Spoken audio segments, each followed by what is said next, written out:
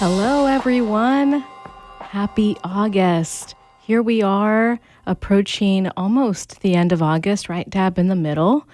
And I am bringing to you a very important episode to support the transition for you and your family. So, this episode is going to be really relevant to anybody that does any caregiving for children. It is that time again. It is that time for back to school. And so I'm here to help provide some support and also to normalize your experience of this transition. And some of you, maybe you're actually helping your children get back into college, and you can still tune in and see how much of this still applies to you. Or you have elementary, middle school, or high school age children, and you're wanting to support yourself and them in this back to school. So what I'm really saying is, for some of you, you've been there, done that many times. And also what I hear from those veteran parents that have done this for a long time is it never gets easier. It's always a thing. So whether you're tuning in and you have college age students and you're helping them transition into their freshman, sophomore, senior year of college back, it's still a thing, right? There's still new unpredictable things that come up as you do this new flow and how you support your adult children. And I hope that this normalizes things for our parents that have kindergarten or first grade or fourth graders, in that for parents that are a little bit newer to the school game, this may feel like a big jolt of a transition. And I'm here to say that it's always a thing. And the purpose of this episode is to help you do this thing in a more mindful way. So we call this our Back to School SOS episode. We're going to be talking about honoring the transition for back to school.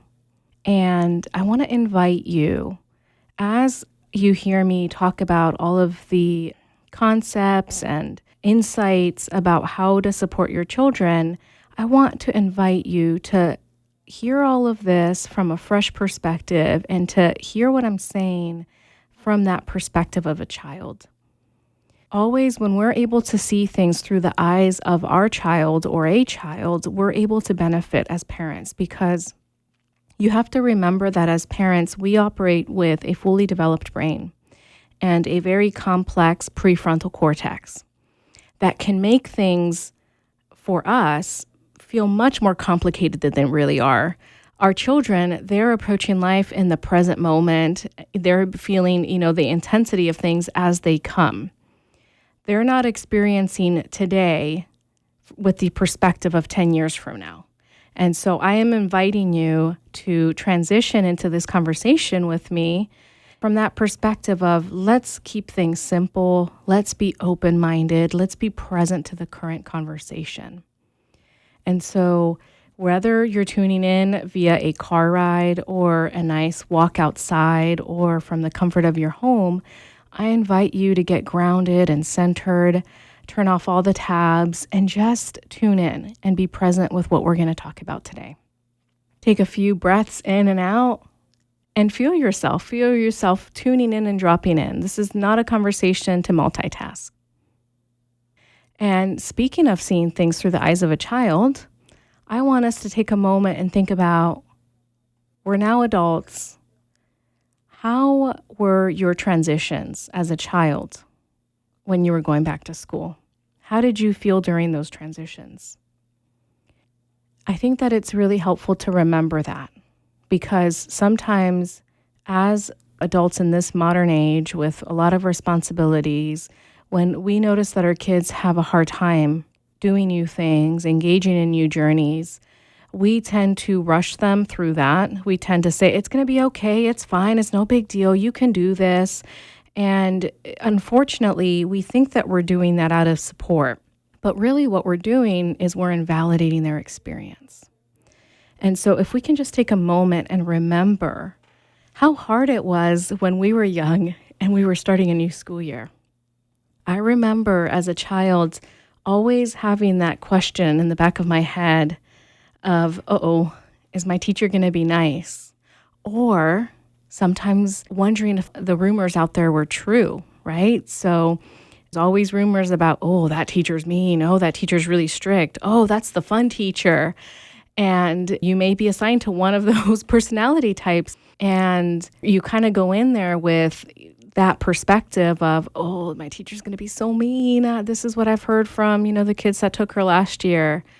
So you have all of these feelings. You maybe at best have some curiosity, but usually you're kind of like worried. You're feeling nervous and you're feeling worried for what this new school year experience is. And I also remember feeling grief for the teachers that I really did connect with, and then having to get to know new personalities, new teachers, new ways, and really missing the old teachers that I worked so hard to get used to.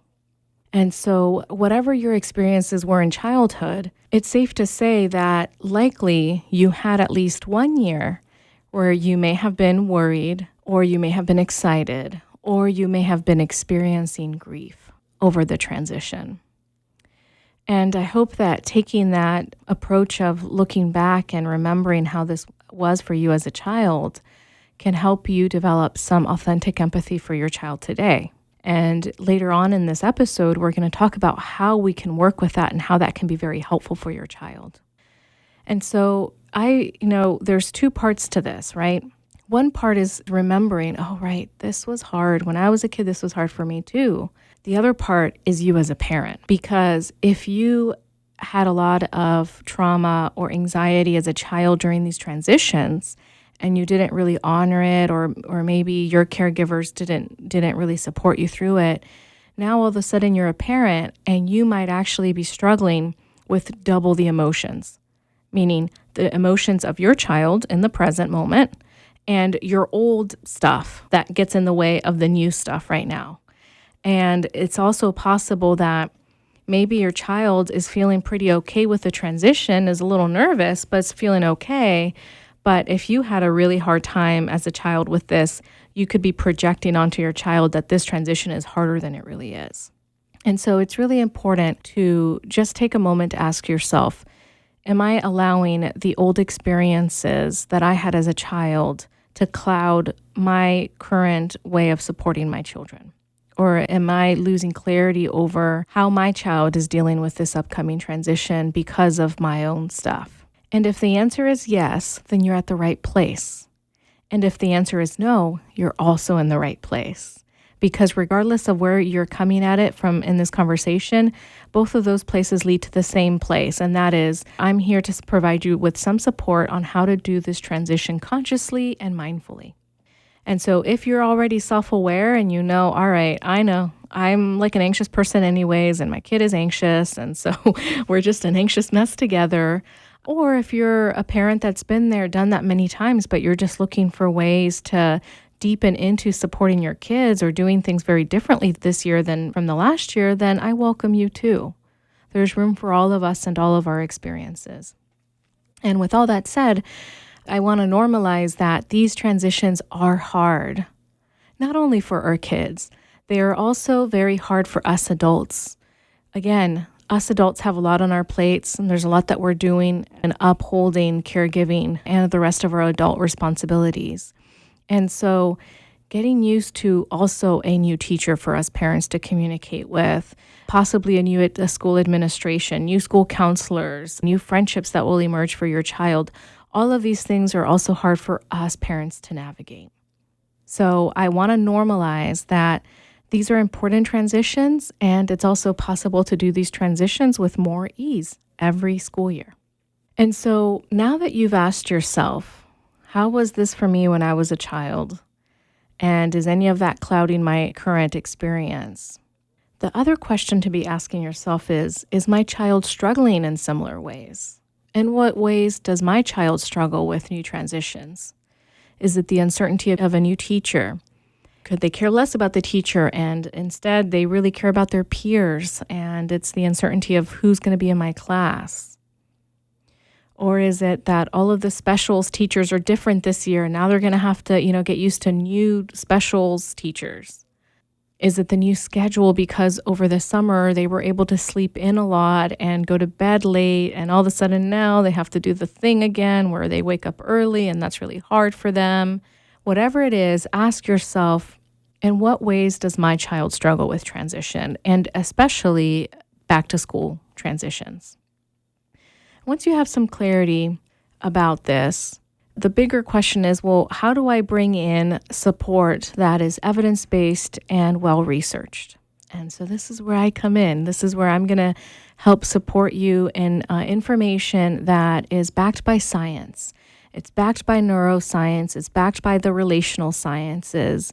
And it's also backed in just humanness. What we as humans do in our modern lives to mindfully weed through change. So there's a couple of things that I want to urge you all to do during these transitions. For some of you, you may hear this episode and maybe school already started. There's some schools around the country that go back in the middle of August, and this is when this will come out. And some schools go back in the last couple weeks of August. Some don't even go back until Labor Day. So regardless of when school started for you, it's not too late to do any of this, because if school's already been active for you for a week or two, then it's a great time to do this. I want to make sure that you are creating time for emotional check-ins. What do I mean by emotional check-ins? What are emotional check-ins?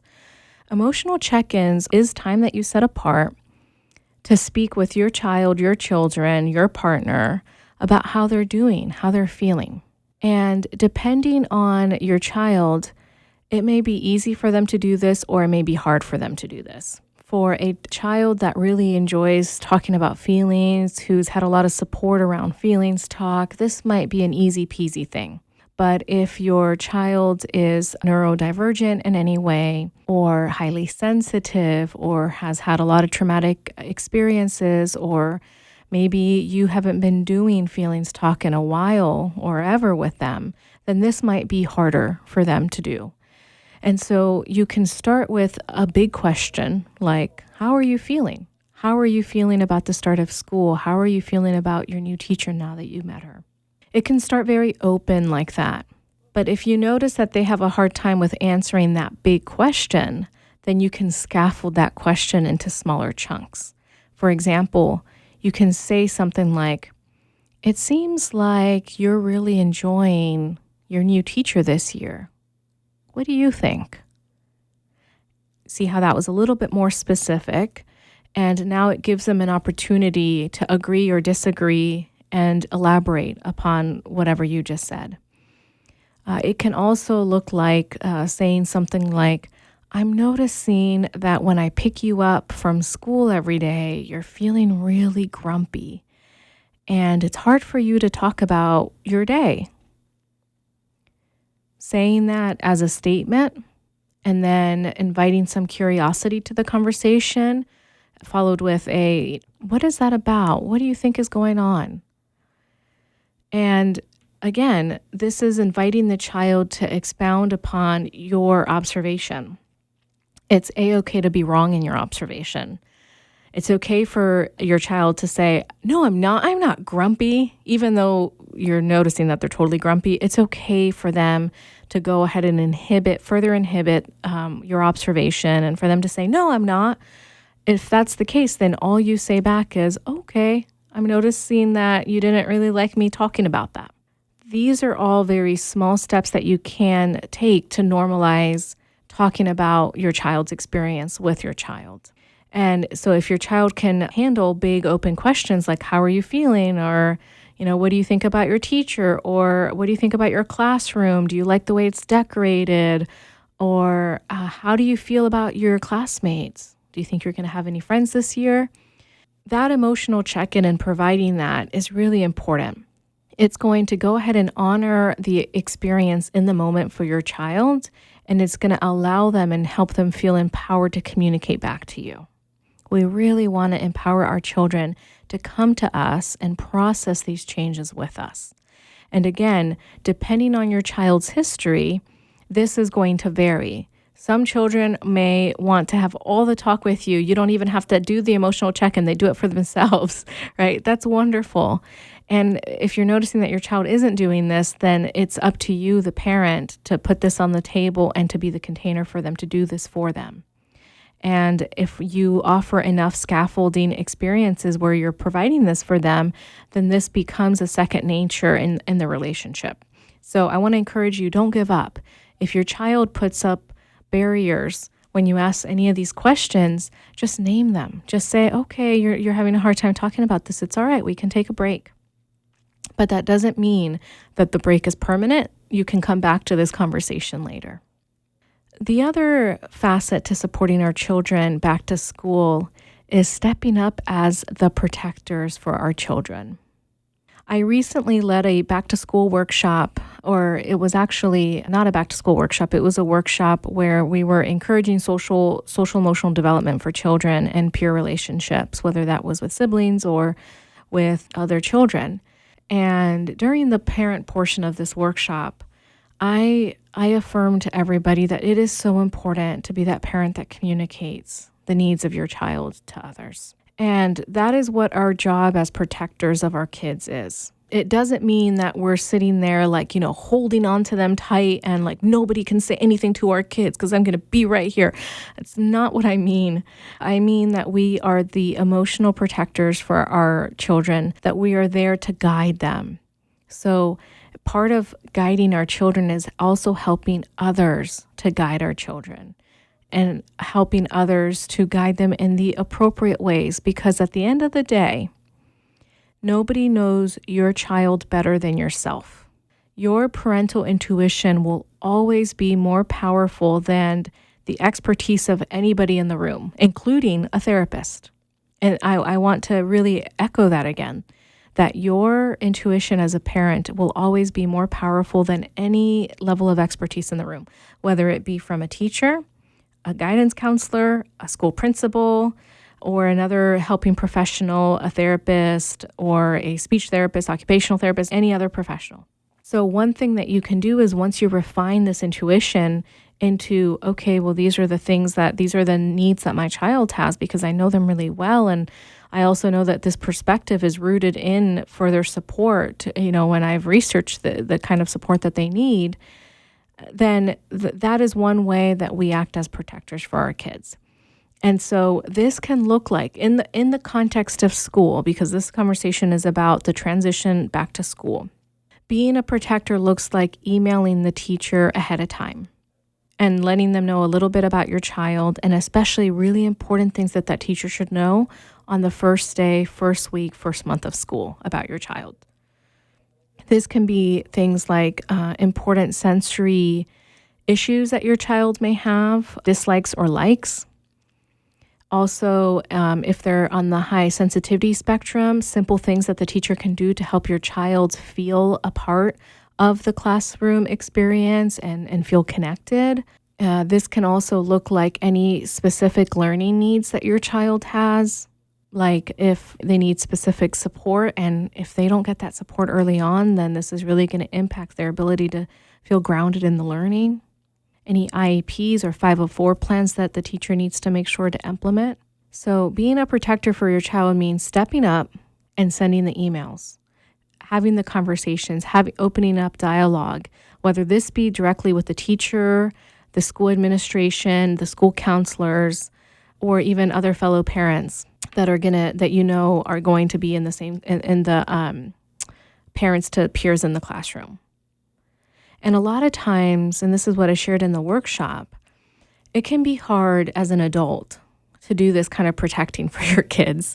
Especially if you tend to be on the personality spectrum, somebody who's a little bit higher, you're very conscientious, you're a little anxious, or you struggle to actually express your own needs, right? Like if you as an adult struggle to express your own needs to other people, it's probably going to be hard to express the needs of your child to other people. And yet, I don't want to give you a free pass on that, because we're parents and our job is to be protectors first and foremost. This can be great practice for you in naming needs. And I always say this, and this is what I said in the workshop, a lot of times parents think that, well, I don't want to be that parent. I know that teacher probably has, 100 other emails from people. I don't want to be that parent. Guess what? The parent you don't want to be is the parent that your child doesn't come to for help because they don't think you're going to help them. That's the parent you don't actually want to be. So it is totally okay to be that parent that does send the email, that does communicate the needs of your child to the teacher. And do so, of course, with consciousness, with mindfulness, right? Do it kindly, but assertively. It's okay to do that. I'm not, necessarily saying write that big, long, angry email. I'm saying that go ahead and open the channels of communication in a mature adult way with another professional. And here's the thing that I also want you to remember. A committed teacher will be grateful for that email. A teacher that is committed to the success of your child in the classroom will be grateful to learn that, oh, these are some of, needs that this child has. This is really helpful for me to know, right? Committed teachers want their students to do well. Committed teachers want to have strong and positive relationships with the parents. And committed teachers want to adjust things accordingly if it means that this child is going to shine bright in the classroom. And what I have found in my decades of working with teachers is that committed teachers want to partner up. And they got into this for a reason. Yes, teachers do get burnt out and they, do have hard days and hard weeks. But what inspires a teacher to do their job is to see that child that is lit up in the classroom, engaged and having fun, and that teacher is that crucial instrument in preserving that beautiful development and, sense of growth in the child. So again, committed teachers will welcome this type of communication. They will challenge themselves. They will stand up. They will step up to the plate also, and be able to be the stewards that you need them to be in the classroom. The other thing that's important in stepping up as protectors is your children are going through big transitions, meaning they're getting ready to be with maybe new peers that they've never met before, new children that they've never met before in the classroom. They may also be grieving old friends that are no longer in their class this year. And so you can set up play dates with some of the new kids in the classroom. You can also maintain and set up play dates with old peers so that you're also teaching your child how to foster new relationships and how to keep the old relationships. Another way of being a protector for your child is making sure that they're connected to the right support.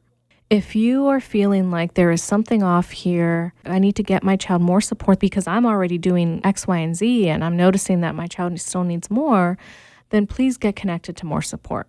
This can look like working with a child therapist for any sort of mental health concerns, or this can also look like connecting with a learning needs specialist who can provide additional academic type of support.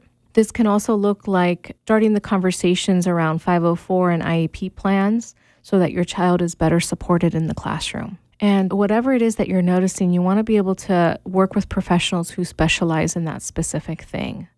So, for example, if your child is neurodivergent in any way, then you want to be able to connect with places that are going to be affirming, and you're going to want to make sure that the school environment that they're in is going to be able to provide affirming support for your child rather than further pathologizing your child or making them feel like they're the problem or they need to be fixed, they need to fit into their system.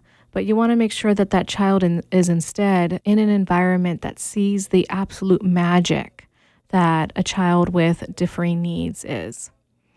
And, that's really important for me. It's important for me to say that to other parents as a professional that has affirmed all types of identities throughout my entire career and who has connected parents to other professionals that can step in and provide more clarity and support, and as a mother myself of children who have neurodivergent needs. And a lot of times we're kind of at I say that over the last 10 years or so, our society's been at a crossroads where a lot of the old is clashing with a lot of what's emerging. But remember that there's always at least a decade of translational research gap out there. So what may feel like emerging, what we're calling emerging right now, is something that's actually existed probably for all the time. And all of a sudden, science caught up to it and now is confirming some of our assertions.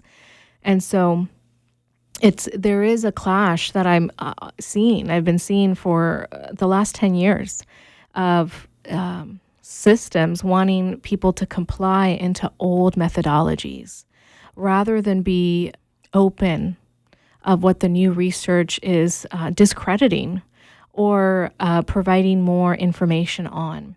And I see this specifically in the realm of anything having to do with diverse learning needs and also affirming just identities in general, anything within the LGBTQ spectrum or gender spectrum. So what I want to encourage you is that it's okay to fight for your children in a way that is mindful and well-researched so that we can let go of these old systems and old paradigms that pathologize children unnecessarily and make them want to fit in. What is that? They say, like, have a round peg fit in like a square peg, or the other way around, right? Like, we all don't need to be fitting in any pegs. Like, we can just be who we are. We can be the shape, size, and ability level that we are. And I think that there's a lot of magic when we bring forces together. And I think there's a lot of magic that happens when you offer any sort of diversity to your environment.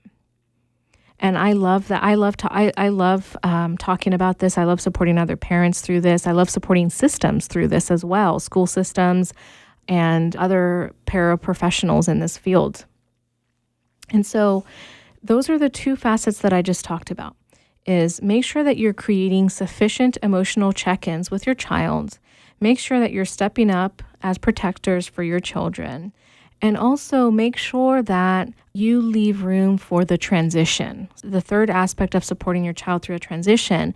And you want to do this via making sure that you implement predictable schedules and routines. So I've talked about this in a previous podcast when we talked about summertime, but your children are going to spend most of their year acclimating to the school routine. And then they have these 2-3 months of summer where we throw that out the window and it's a free-for-all and you're adapting to new routines, right? So here we are coming back into that school routine that they're going to be in for the majority of the year. And it's really important that as you do this transition, that you make sure that you establish for your child a predictable schedule and routine that they can come to expect. You can do this through visual aids that you set up where your child knows Monday through Friday, these are the things that happen. In my school day, this is my school schedule, right? So most schools will release a school schedule where they have the complete flow of the day. Have that up in your home so that your teacher is well aware of what each day is going to bring for them. But then make sure that you also have visual aids for what happens after school. So, what activities do I do? How much downtime do I have? How much connection time do I have with parents? And when is dinner time? When is bedtime? So all of that needs to be laid out in a predictable way for our kids. Now, this is a little tidbit for my families that love to schedule lots of activities for their children. My rule of thumb is please don't add too many new activities all at once. Your child is going through one huge, major transition, and that is starting school. This includes getting used to a new teacher / lots of teachers, new peers, new rules, new structure, new everything, okay? So perhaps the only thing that feels the same is the building that they're in, right? If they've been at the same school building for a while. So your child is having to absorb a lot of information and a lot of new things. And here's the thing, children want to do well. They want to do well in these transitions. They don't want these transitions to be unnecessarily hard. Therefore, as parents, we need to support our children into making sure that these transitions are not unnecessarily hard for them. One easy thing that we can do is to make sure that we don't fill up their schedule too fast when they're already undergoing a huge, huge one. And so this means that if you have the ability to not start any new activities until, a few weeks to a month after school starts, and you interweave one activity. And also, I always say, with the flow of school, 1 to 2 activities additional after school is plenty. Your children need to be able to have a lot of opportunities for downtime, for free social time, for connection time with family. So 1 to 2 activities to have your child in is going to give them the breathing space to also just be who they are and not have to work so hard to comply in so many different systems. Because regardless of the activity, within that activity, there's going to be more structure and more power taken from them, right? There's going to be somebody telling them what to do, and they have to learn the thing that they're working in. And so they already spend the majority of their day doing that within the school environment. And so if you can stay conscious of making sure that they don't have too many things where they're, having to obey the adults in their life, then your child's going to be better for that. And the other thing that's important is always make sure that you give your child as much power and choice when you're adding extra things. Have the conversations with your child, but do it also while being the parent in charge and being the container for them. Meaning, if you want to tap your child out at no more than 2 activities, you can say to your child, I want you to be able to pick 2 activities that you do for the next few months. What activities would you like to do? So they have all of this say into what these 2 activities are, but you're being the parent in charge still, right? You're still creating the container for them. It's not a free-for-all. It's not, okay, I'm going to sign you up for the 5 things you want. And then in 2 weeks, when all of it is way too much for you, we've got more problems, right? No, you're being that conscious parent that knows, all right, I think our max is 1, 2 activities that you can do. And so if you go ahead and act as the container for your child and allow your child as much power and control and choice, your child is actually going to be more invested in the success of that activity. And that's really important. Children will be always more successful in their endeavors if they have emotional buy-in and emotional investment in it. So that's just a nice little tidbit. I want to also, I've used the word container, and I want to clarify that a little bit more too. So from a developmental perspective, what children need, first and foremost, number 1, is an adult that can step up to the plate and be the container for hard experiences. Children absolutely need that adult that can bring organizational order to the emotional and logistical chaos of life. That emotional and logistical chaos is, threaded within new beginnings and new transitions. And children need that. So even if your child is like super headstrong and strong-willed and are highly sensitive, and we think, oh, no, they really like me to back off, I want to back off. Or maybe you're thinking, well, but if I'm over here, supporting them, like, are they going to be 30 years old and not know how to support themselves? Like, again, let's not go to the future, because when we're focused on the future, we can no longer be in the present. And what I'm saying, that all of the science on child development says, is that children need that adult that can be that containing person for them, that can be there to co-regulate with them through hard experiences. It doesn't matter what label your child has. Doesn't matter if they're neurodivergent in some way, or if they're highly sensitive, or if they're very neurotypical. It doesn't matter where they are on any sort of label. All children need that adult that can be there for them and be that co-regulating force, that container. I want to leave you with some final affirmations that you can develop with your children in these first few weeks of school. And affirmation-based work is really powerful because it has the ability to really empower and get deeper into subconscious programming. And the trick with any sort of affirmation work is that we're doing things from a mind-body perspective and that we actually practice what we say. So what we say is just the cognitive words. It's just the cognition. It's the thought. But what we want to be able to do is actually live out that thought.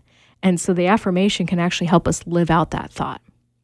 So I'm going to lay out a few, and we're going to have also a blog post that talks a little bit more about affirmation work that we can provide our children with.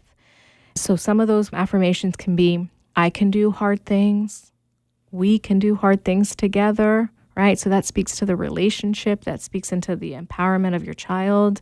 This is something that you can repeat on the first day of school, or when your children have to have a hard conversation at school or do things that are hard for them. I can do hard things. We can do hard things together. Another one is, I can be brave when I try new things. That's a perfect thing for a perfect affirmation for the start of school. I can be brave when I try new things. You can have them repeat that before they get out of the car or on their second day of school. Another one is, I will give things my best effort. So you're reminding your child that they can give their best effort, and whatever they do, they're going to try their best. And that's so beautiful for a child to hear, that you're not expecting perfection out of them. You're just expecting for them to give their best. And children naturally want to give their best also. Another one can be, I am important. My feelings matter. And this reminds your child that it doesn't matter if I know nobody in the classroom. They are important. They are an important student. They are an important community member. Their needs, their feelings matter because they are who they are. So any of these you can practice with your child at any moment. And you can come back to them, for the rest of the school year, or you can use them strategically just during the beginning to help this transition. And then out of these affirmations, ask your child, let's start a new one. We're going into a new month. Let's start a new one. What should it be? And how beautiful if you all can actually formulate your very own together based out of your custom experiences. So I hope that today's episode has been encouraging and empowering and helpful. And I hope that I was able to be of service in this transition. And if you are a mother to a college-age child or a high schooler, I hope that something in here resonated with you and still helps you to support your big kids. Again, I think that all moms need to hear this type of stuff, whether you have a little kid or a big kid. It is an honor to be here with you all and to be part of your mindful day and to be a part of helping you be better caregivers to the children in our world. Have a great rest of your week.